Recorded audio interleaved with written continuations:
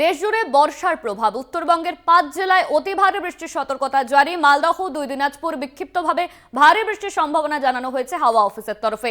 দক্ষিণবঙ্গে আজ থেকে ভারী বৃষ্টির সম্ভাবনা। কলকাতাতেও বজ্র বিদ্যুৎ সহ হালকা থেকে মাঝারি বৃষ্টির প্রভাব রয়েছে। এই নিয়ে আমরা কথা বলবো। আমাদের সঙ্গে রয়েছেন আমাদের প্রতিনিধি শাশ্বতী রায়। শাশ্বতী, উত্তরবঙ্গের 5 জেলায় বৃষ্টির সতর্কতা জারি করা হয়েছে হাওয়া অফিসের তরফে, এমনকি কলকাতাতেও বজ্র বিদ্যুৎ সহ হালকা বৃষ্টি হতে পারে। এই মুহূর্তে তোমার কাছে কি আপডেট রয়েছে হাওয়া অফিসের তরফে?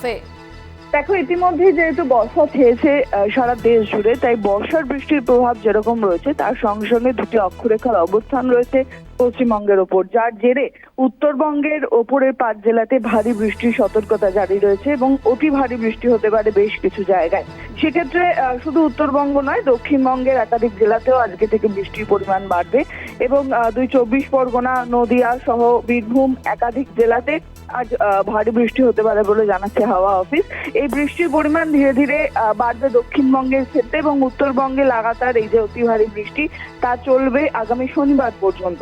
অর্থাৎ পরিস্থিতি স্বাভাবিক হতে উত্তরবঙ্গে আরো বেশ কিছুটা সময়, সঙ্গে যেহেতু বর্ষার বৃষ্টি চলছে তাই লাগাতার বৃষ্টি জারি থাকবে দুই বঙ্গেই। অনন্যা, একদমই শাশ্বতী, তুমি ঠিক যেমনটা জানালে যে শুধুই উত্তরবঙ্গ নয়, দক্ষিণবঙ্গেও বেশ কিছু জেলাতে বৃষ্টির সম্ভাবনা রয়েছে। ধন্যবাদ তোমায়। আমাদের সঙ্গে ছিলেন আমাদের প্রতিনিধি শাশ্বতী রায়।